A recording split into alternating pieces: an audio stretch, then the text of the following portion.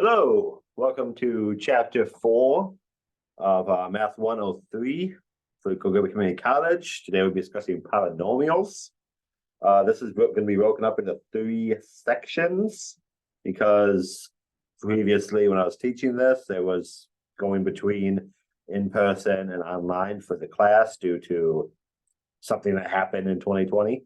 So this is going to be a short chapter, and then part 2 is more extended, and then part 3 again is going to be short here at the end. That all being said, let's get going and discuss polynomials.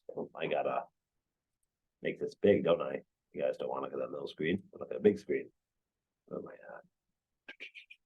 There we go. There. That look right? Just a second.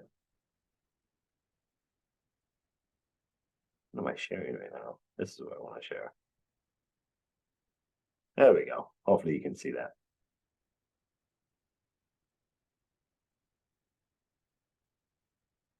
I might have to, hopefully I don't have to re-record this. That would not be enjoyable. Okay. So let's stare at that. Let's begin.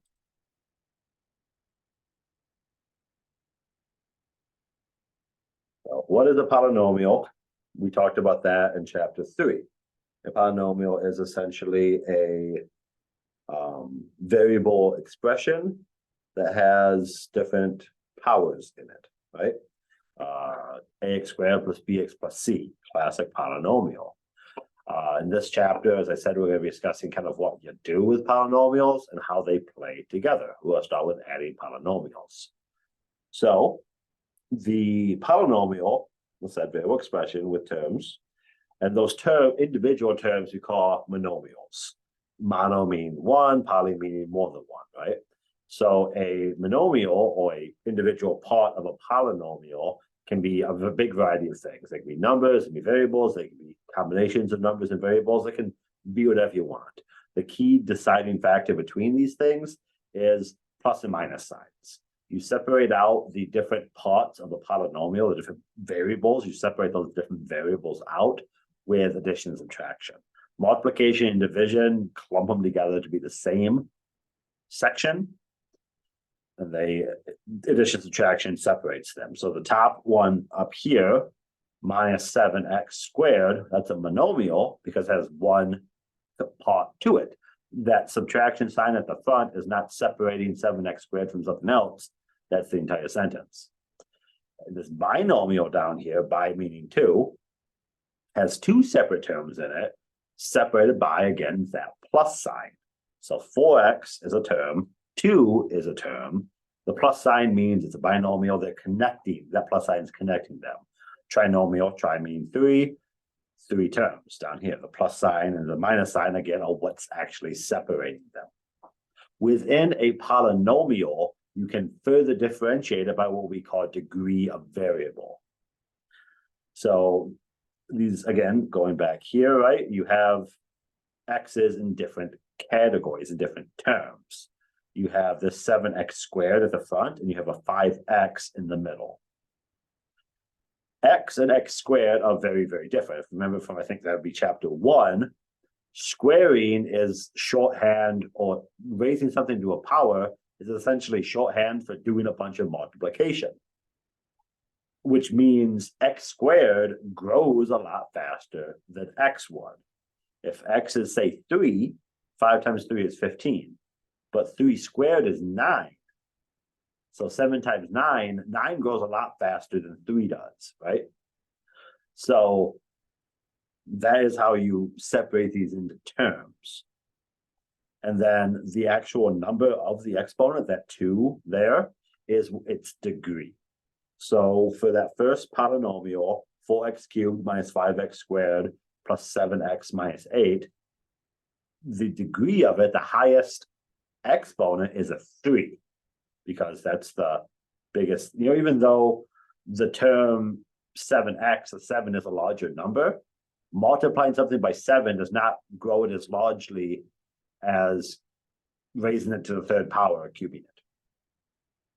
Because once that x gets anywhere into a larger number like 5, it's that 4x to the third is going to grow way faster and have a way bigger impact on the equation than the 7x will. You can also skip degrees of the terms, and that's perfectly fine. In this example here, 2y to the fourth plus y squared minus 1. We skipped in this part of y to the third, and we technically skipped the y by itself. Cool. You can think about this as kind of having a plus 0 y to the third squished in here, and a plus 0 y squished in here, and this actually will become beneficial here soon, because those y's exist in the as terms, they just are multiplied by 0, so they don't affect the outcome. All right.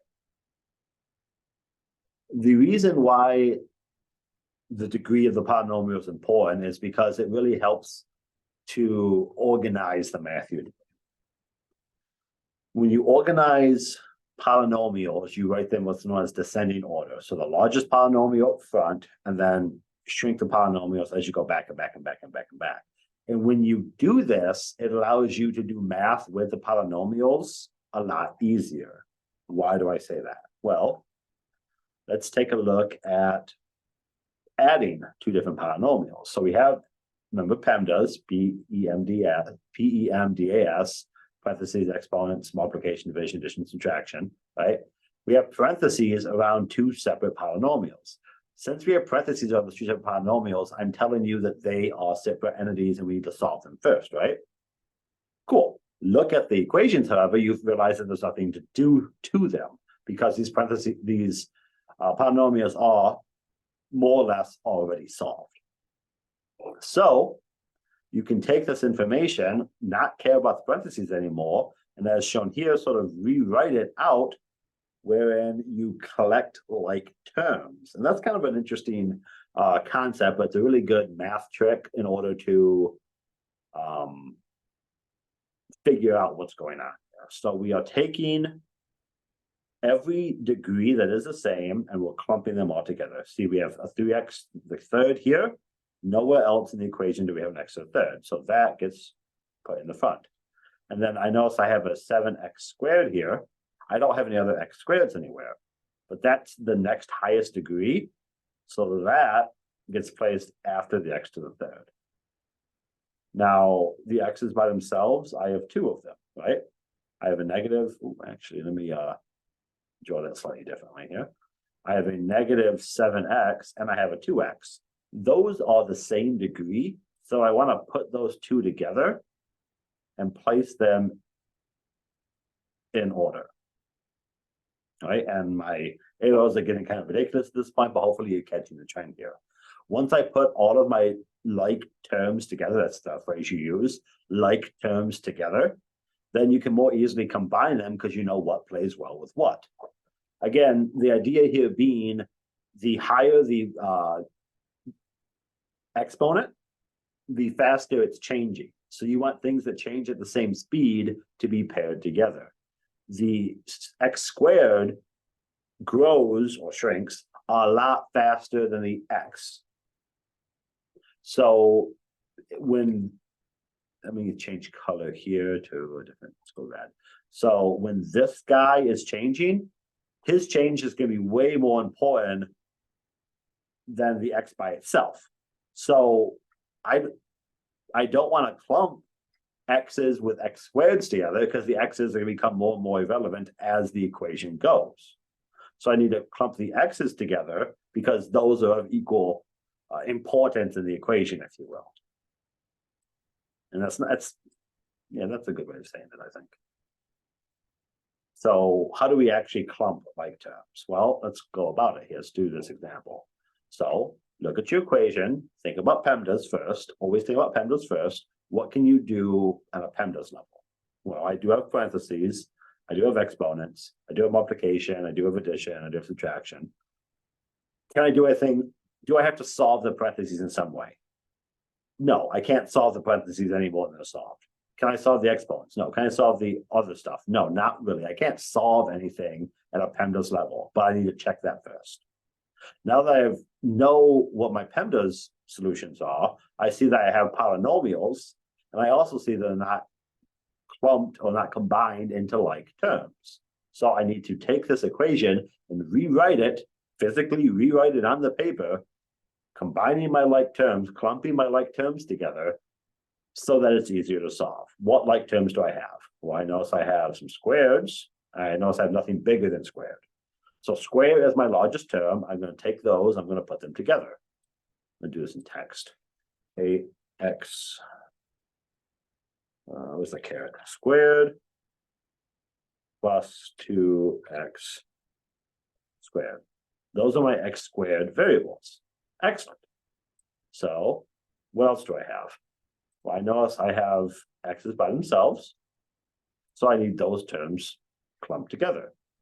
Here I have a minus 4x and a plus 9x. Okay, excellent. Now what do I have? I also have constants without variables, right? So I'm going to take the entire thing. I'm going to write out that I have a minus 9 and a minus 9. Cool. Now I have separated my terms into like terms, and I can go forward and solve it accordingly. So if you can remember how multiplication works with variables, what's going on here is essentially I have 4, let's take a look at the center one here, right? Just as a quick refresher, minus 4x. What that is saying is I have 4 x's that are all negatives, right? So I have x, and it's multiplication, so it's a shorthand version of addition, right? So x plus x plus x, oh my gosh, this handwriting is terrible, plus x. And then the entire thing is subtracted, right? So I have actually minus x, minus x, minus x, minus x. And then 9x is 9 copies of x, right? Plus x and da da da da da da. So I have 9 positive x's and 4 negative x's. Well, a lot of these x's cancel out. Hopefully we can remember this stuff. So in total, I actually have 5 copies of positive x, because I started with 9 copies of positive x, and 4 of them were blown up by the negative 4 x's. Or another way to think about this is negative 4 plus 9, or 9 minus 4, whichever you want, 5x. So we'll erase that here. Oh no, that's not what I wanted. Undo. So this equation here is the same thing as saying 9x minus 4x, or 5x, because 9 minus 4 is 5, right? Cool. I can do that same principle to every single step here. 8x squared plus 2x squared, that's 10x squared, because 8 plus 2 is 10. Oh, this is getting so hard to write. 10x squared. Negative 9 minus 9, that's negative 18, because I know that math. So this big, gross looking, let's erase some of this stuff here.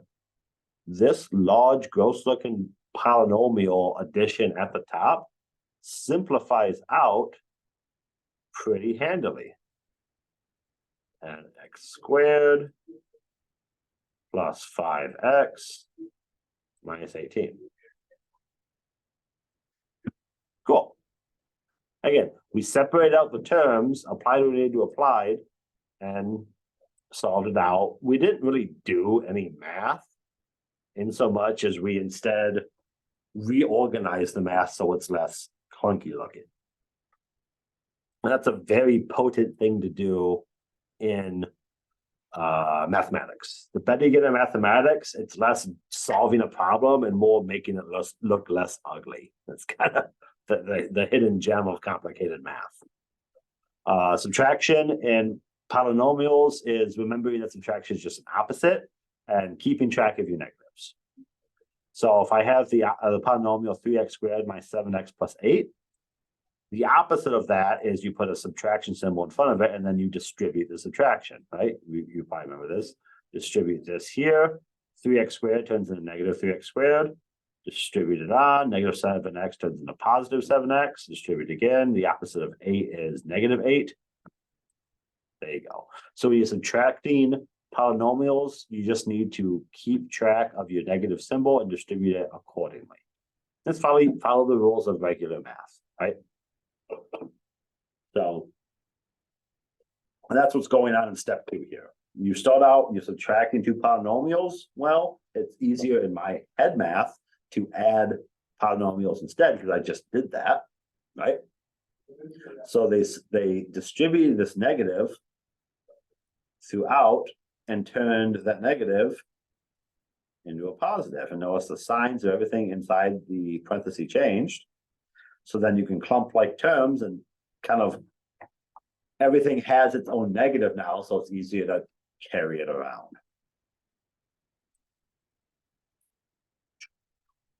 Cool. See the vertical method. I don't know.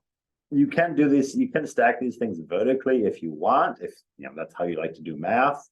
It's really the same song and dance, right?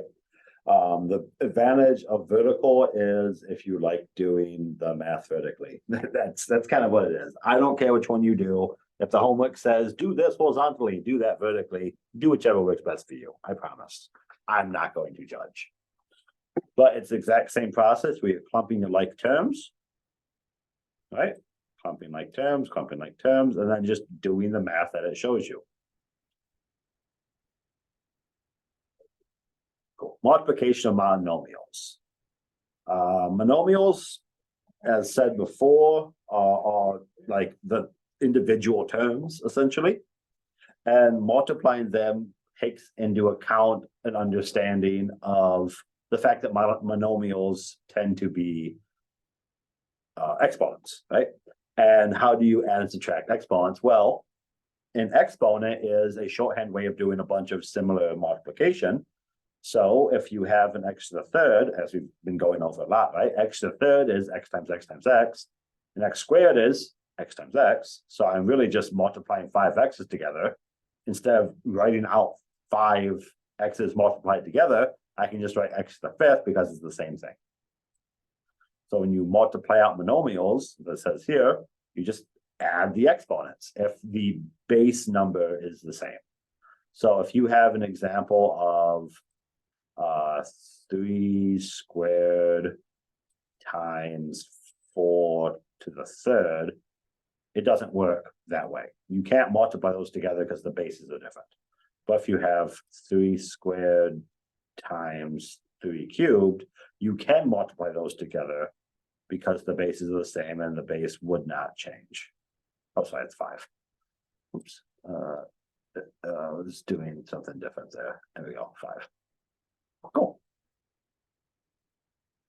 A lot of this math might seem familiar because it is familiar, right? Take a second, look at this, make sure you understand what's going on. Until you get good at it, maybe you write a couple of these examples down at the top of your homework or something like that, or bookmark this page, bookmark this slide, because this explains the entire process. And once you do this 4 or 5 times, it's yours, honestly. So how do we multiply something like this? Well, our first step is we notice that it's all multiplication. And hopefully remember from the rules of multiplication, I think in chapter 1, that if everything's being multiplied, the organization doesn't matter. 3 times 2 is equal to 2 times 3, right? The organization does not matter.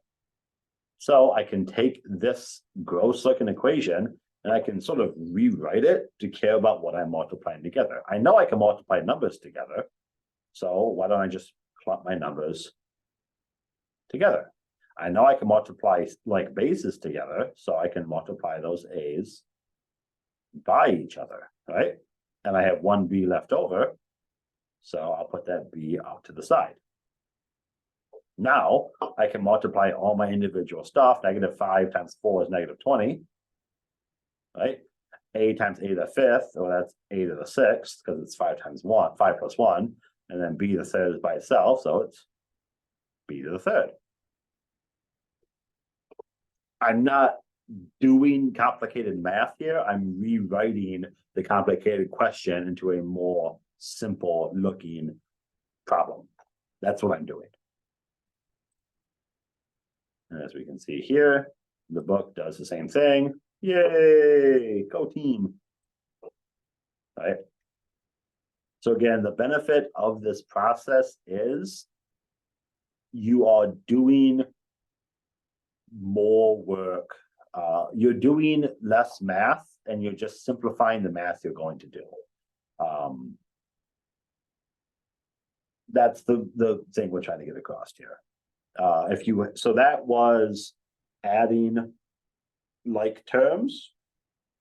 If you multiply like terms, or sorry, raise terms to an exponent, you multiply the terms. And again, I think this explains it just perfectly.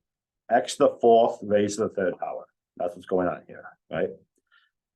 Raising something to a power is multiplying it by itself that many times. So I'm taking x to the fourth and multiplying it by itself 3 times.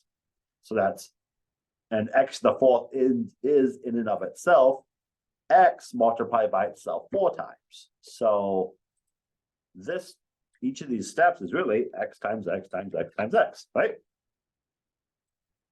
That's there. And then here is again x times x times x times x. And the last one is x times x times x times x. And between all of these is also a multiplication symbol. So how many x's do I have there? I have 12 x's I'm multiplying together. What's the shorthand version of saying that? X to the 12th. The more you do it, the better you understand it. Reference this page until you get good at it. And that's really, it's the best way to learn it. Right? There is technically a rule for all this. Sure, that works too. Whatever works best for you is the approach you should be using. Distribution works the exact same way as shown here down below. When you distribute something, you distribute something, right? We were just distributing the negatives with the subtraction of polynomials. Here we're distributing exponents because it all works the exact same way. And you could write this out long form if you really want to, but C5, D, C the fifth, D the third to the sixth power, that's a lot of C's and D's you got to write. So hopefully this concept makes sense. Again, I don't want you to memorize this. I want you to reference back until you do it enough that you don't need to reference anymore. That's really the best way to learn these concepts. Yeah, pause, write this down, pause the video, run through it. If you have problems, shoot me an email, comment down below. Let me know you're having problems, and I can work towards solving it for you, helping you solve it better. And there's the solution. Cool. So part 2 starts here. So I'll end the video now. And let me know if you have any problems. Thanks.